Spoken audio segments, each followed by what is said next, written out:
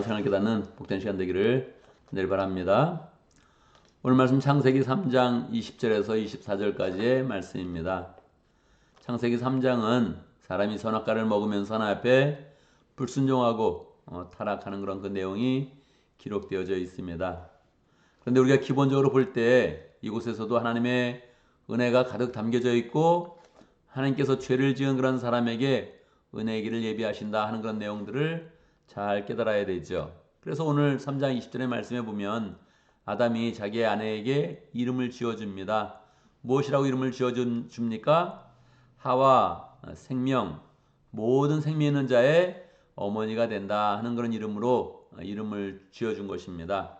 아담은 하나님께서 선악과를 먹은 다음에 벌을 내렸지만 그 벌 내리는 그런 과정 가운데서 하나님의 은혜를 부어주시고 특별히 또 사람에게 은혜의 길을 열어주시는 것을 깨달은 것입니다. 그래서 기분 좋게 벌을 받았지만 이 소망을 가지고 자기 아내의 이름을 하와라고 이름을 지은 것이지요. 21절의 내용에 보면 이어서 하나님께서 사람들에게 가죽옷을 입히셨다 하는 그런 그 내용이 기록되어져 있습니다. 가죽옷은 어떻게 만들 수 있을까요? 동물이 죽게 되는 것이죠. 죽어야 가죽이 나오는 것입니다. 그래서 하나님이 가죽옷을 입혔다는 그런 그 내용은 하나님께서 동물이 죽는 것을 허용하셨고 또 죽이셨다는 것을 의미합니다. 무엇을 위해서 그랬습니까? 사람을 위해서 그런 것이죠.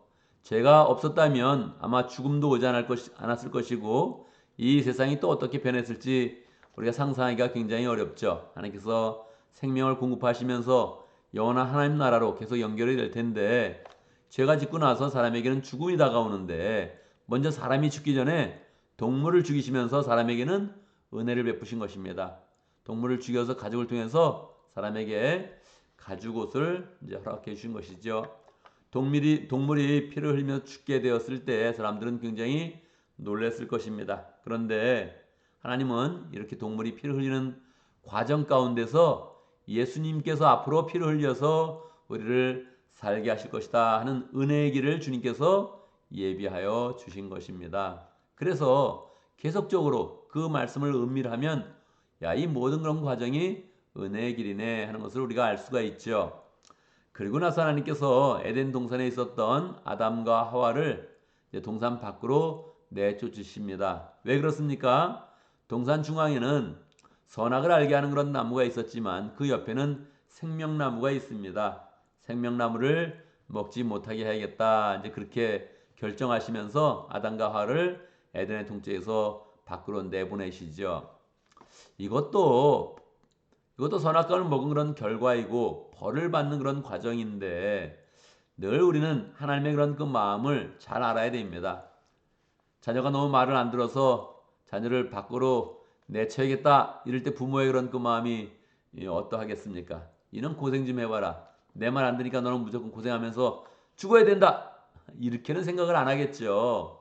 그러니까 말입니다. 그러니까 하나님께서 이 에덴 동산에서 아담과 하와를 내보내실 때 그런 그 마음이 부모님의 그런 그 마음을 갖고 있다 생각하는 것이 가장 이해하기 좋습니다.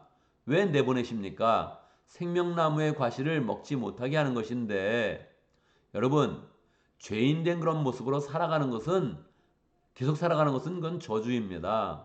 우리가 영화를 볼 때 악당이 나오면 악당이 죽지 않으면 영화가 안 끝나는 거예요. 악당이 죽지 않으면 영화를 보는 사람의 마음이 불편한 거예요. 그래서 죄인된 마음으로 오래 살려고 하면 안 됩니다. 죄인이 되어가지고 영생하려고 그러면 안 된다는 그게 서로가 저주인 거예요. 그 사람을 바라보는 사람들까지도 마음이 불편하게 하는 거예요. 그러니까 하나님께서는 그 생명나무의 그런 과실을 먹지 못하게 하고 영생하지 못하게 하는 것이 우리에게 은혜인 겁니다. 우리는 죄된 모습으로 영생을 하면 안 되는 거죠. 어떤 모습으로 영생을 해야 됩니까? 우리는 하나님의 은혜를 입고 하나님께 사랑을 받고 하나님의 자녀가 되어서 영생을 해야 되는 거죠. 그러니까 하나님께서 지금 에덴 동산에서 아담과 하와를 내보내시지만 어떻게 하시려고 하는 거예요?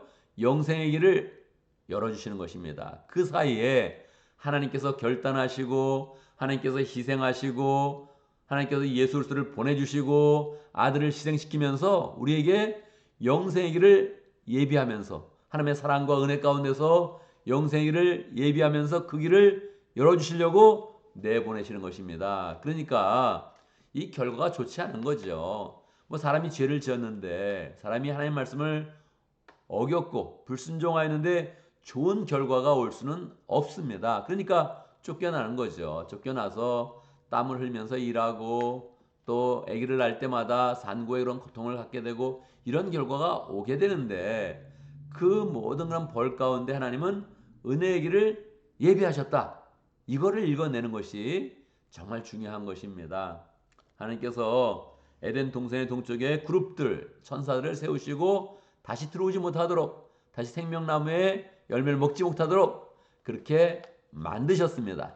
그런데 우리가 성경을 끝까지 읽어보면 요한계시록에서 7교회에 편지를 쓸 때 사도 요한이 성령의 인도함을 받아서 계시의 그런 그 말씀을 7교회 아시아에 있는 7교회에 전해줄 때에 하나님의 말씀을 잘 지키면 생명나무의 과실을 먹게 하리라 이런 약속들이 있습니다. 그러니까 이거를 창세기만 보면 죄를 졌으니까 생명나무 과실도 뭐 먹지 못하고 죽게 되는구나 하나님이 내쫓으셨구나 하는 것을 알 수 있는데 근데 실제로 성경을 끝까지 읽어보면 야 이것은 우리가 범죄하고 하나님을 배반한 상태에서 생명나무의 과실을 먹는 것이 아니라 예수 그리스도를 통해서 회복이 되어서 하나님과 관계가 회복이 되어서 하나님의 사랑을 입으며 하나님의 온전한 다시 자녀가 되어서 생명나무의 과실을 먹는 것이구나 하는 것을 알 수 있는 것입니다. 결국 이것은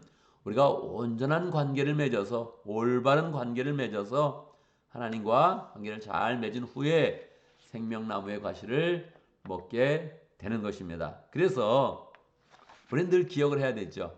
우리가 잘못을 하고 죄를 져도 하나님이 부모님의 그런 그 마음을 우리를 자꾸 회복시켜 주시는 길을 열어주신다. 우리를 소망으로 인도하신다. 결국은 계속적으로 우리에게 예수 그리스도를 보내주셔서 예수 그리스도의 은혜의 길을 예비하셔서 우리에게 구원의 길을 주신다 하는 것을 생각하면서 어찌하든지 우리가 늘 하나님의 은혜 가운데 거한다 이런 다짐을 하는 그런 그 마음을 가져야겠습니다. 오늘도 말씀 가운데 기도 제목을 붙잡습니다. 우리가 하나님의 은혜 가운데 잘 거할 수 있도록 죄를 졌으면 반드시 회개하고 반드시 예수 그리스도의 보혈에 의지하여서 하나님께 나가는 존재가 될 수 있도록 죄를 졌는데 괜찮다 이렇게 생각하지 않고 죄를 졌으면 고생하는 게 제일 좋습니다. 벌을 받는 게 제일 좋습니다. 벌을 받으면서 하나님 살려주십시오.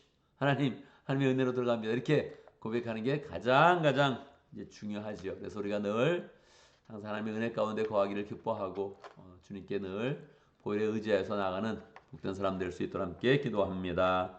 오늘도 목장을 위해서 기도하는데 실크로도 목장을 위해서 기도하겠습니다.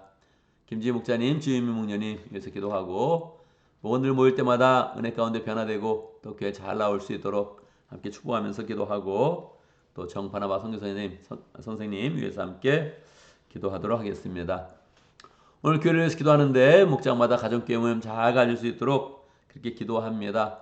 목장으로 모일 때 여러 가지 나눔이 있지만 리바이벌 캠페인 우리 스스로 부흥한다, 부흥의 분위기를 갖는다 이런 거 함께 나눌 수 있고 또 리바이벌 캠페인 통해서 우리가 부흥하는 가운데 다른 영혼에게 관심을 갖고 다른 영혼 전도하고 있습니다. 이런 분위기를 또 함께 잘 나누면 좋겠습니다. 목장에서 가장 많이 하는 것은 교제인데 자기의 감정과 생활과 그런 부분만 계속 나누면 실제로는 재미가 없죠. 계속 자기 삶을 나누는 게 뭐가 재미가 있겠습니까? 그거 들어주는 것도 굉장히 어렵죠. 우리의 그런 삶 가운데 역사하시는 하나님, 우리의 삶을 인도하시는 성령의 역사를 함께 잘 나눠야 들을 때도 은혜가 있고 또 나눔 가운데 서로 힘과 용기를 얻게 되는 것이죠. 그래서 이 나눔의 핵심은 삶을 나누는 것이 아니고 우리의 삶 가운데 역사하시는 하나님을 나누는 것입니다. 우리의 미래를 인도하시는 성령의 인도하심을 소망하면서 나누는 것이죠. 그래서 우리 목장 모임이 가정교회 모임 될 수 있도록 목장 모임이 성령이 인도하시는 모임 될 수 있도록 함께 기도합니다. 자기의 목장을 위해서 기도하지 말고 먼저 실크로드 목장을 위해서 기도하고 다른 목장 기억하며 축복하면서 기도하면 좋겠습니다. 제가 먼저 기도하고 함께 기도하는 시간 갖도록 하겠습니다. 기도합니다. 하나님은 사랑이십니다. 하나님은 능력이십니다.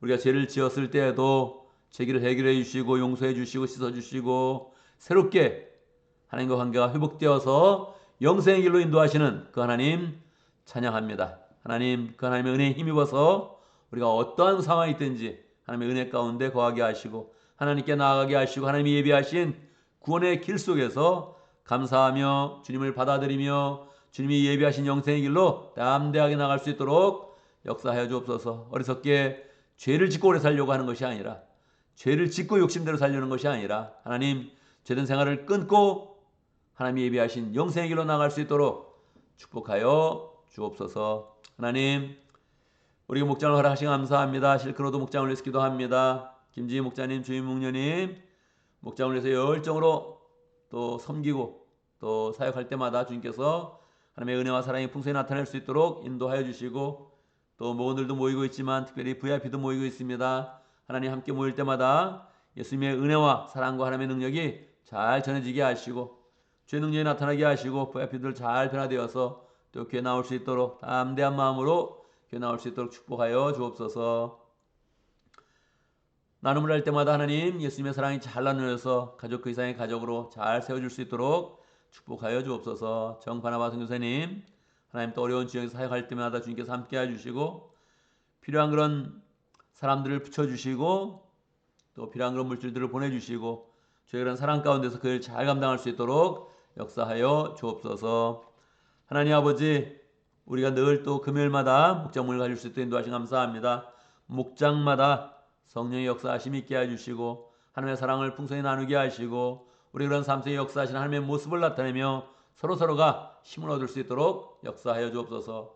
나눔을 하면 할수록 하나님의 역사가 나타나게 하시고 하나님의 은혜를 사모하게 하시고 하나님의 은혜 가운데 거할 수 있도록 역사하여 주옵소서. 목장마다 리바이벌 캠페인에 분위기가 세워지게 하여 주시고 사람마다 부흥되게 하시고 전도에 대한 열정을 가지며 그 마음들을 함께 나누어서 또 새로운 영혼들을 잘 인도할 수 있도록 축복하여 주옵소서. 하나님, 우리가 아침에 이렇게 열심히 기도하고 또 말씀을 나누며 하루를 시작을 하는데 그래도 우리가 할 일들 많이 있습니다. 우리의 대부분의 시간들은 직장과 사업을 위해서 시간을 씁니다. 하나님 함께하여 주옵소서. 직장의 모든 삶 가운데 하나님의 인도하심을 받게 하시고 하나님의 축복을 받게 해주시고 하나님 우리의 모든 가정생활 가운데 하나님의 은혜가 풍성히 임하도록 역사해 주옵소서. 가족들은 화목하게 하시고 서로를 늘 섬겨줄 수 있도록 역사해 주시고 우리의 마음의 평강과 하나님의 은혜가 가득하도록 역사하여 주옵소서. 일주일의 삶을 잘 마무리하면서